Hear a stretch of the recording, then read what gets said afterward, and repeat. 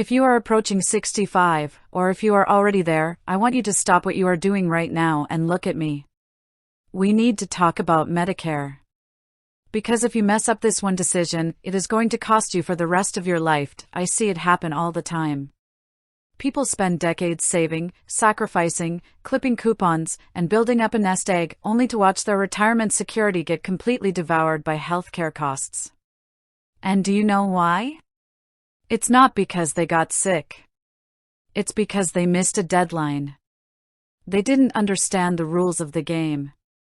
Medicare is not like private insurance, my friends. The government does not send you a polite reminder saying, "Hey, it's time to sign up."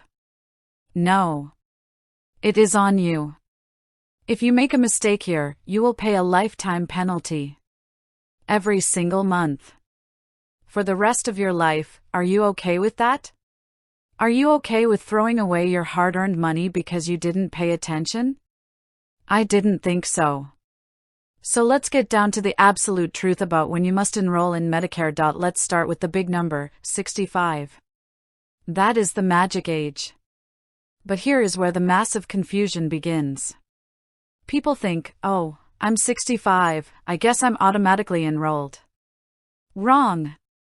Unless you are already receiving your Social Security retirement benefits at least 4 months before you turn 65, you are not automatically enrolled. I need you to write that down. If you are delaying Social Security to let your benefits grow, which is a very smart move, by the way, you still have to sign up for Medicare on your own. So, when is your window? It is called your Initial Enrollment Period, or IEP. This is a 7-month window. It starts 3 months before the month you turn 65, includes your birthday month, and goes for 3 months after. If your birthday is in June, your window opens March 1st and slams shut on September 30th. Now, why does this window matter so much? Because if you miss this 7-month window, and you do not have what the government calls creditable coverage from an employer, the penalties are absolutely brutal. Let's look at Medicare Part B, which covers your doctor visits and outpatient care.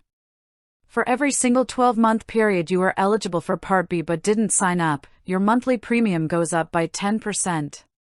That is a permanent 10% penalty. If you wait 2 years, that's 20% extra on your premium every single month, forever. Let me ask you, in what world does it make financial sense to pay a lifetime penalty because you were lazy or confused? It doesn't. And it's not just the penalty. If you miss your initial window, you can't just sign up the next day. You have to wait for the general enrollment period, which only runs from January 1st to March 31st each year, with your coverage not starting until the following month. Think about the fear in that. You could go months with absolutely no health insurance. One fall, one bad diagnosis, and your entire retirement account is wiped out. Is that the retirement you envisioned? Absolutely not. But now, let's address the biggest question I get from people who are still working. Susie, I am 65, but I am still employed. I have health insurance through my job. Do I still need to enroll? This is where you have to be incredibly careful because the rules depend entirely on the size of your employer. If your employer has fewer than 20 employees, listen to me closely, you must enroll in Medicare Part A and Part B when you turn 65. Period. No exceptions. In small companies, Medicare becomes your primary insurance. If you don't enroll, your small group plan can, and will, refuse to pay your claims, leaving you on the hook for tens of thousands of dollars. Do not assume your HR department knows this. You must take control of your own destiny. Now, if you work for a company with 20 or more employees, and you have active group health coverage through that employer or your spouse's employer, you have some breathing room. You can choose to delay Medicare Part B because you already have creditable coverage. If this is you, most people still sign up for Medicare Part A because for the vast majority of Americans, Part A is free, you've already paid for it through your payroll taxes over your working life. But you can hold off on Part B to save yourself that monthly premium. But wait! There is a massive trap here for my savers. If you have a health savings account, an HSA, and you are still contributing to it, you cannot enroll in any part of Medicare.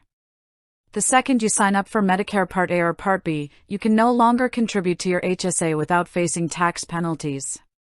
And here is the kicker: when you finally do sign up for Medicare after age 65, your Part A coverage can be backdated up to 6 months. This means you and your employer must stop all HSA contributions at least 6 months before you apply for Medicare or Social Security to avoid a tax penalty. Once you finally do retire and leave that employer coverage, you enter what is called a Special Enrollment Period, or SEP. This gives you an 8-month window to sign up for Part B without any late enrollment penalties. But do not wait 8 months. Sign up a month before you stop working so your coverage transitions seamlessly. You do not want a single day of a coverage gap. So, what is your actionable takeaway today? First, go to your calendar and circle your 65th birthday. Second, if you are working, go straight to your HR department and ask them 2 specific questions. Write these down: is my employer health coverage considered primary or secondary to Medicare, and is my prescription drug coverage considered creditable? Get the answers in writing. Third, if you are not covered by a large employer group plan, mark your calendar for exactly 3 months before your 65th birthday.